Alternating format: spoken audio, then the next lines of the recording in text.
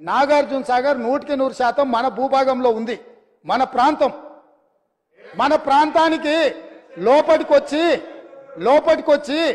తుపాకులు పెట్టి ప్రాజెక్టులను ఆక్రమించుకుంటుంటే వీళ్ళ సహకారం లేకుండా వస్తాడా అధ్యక్ష?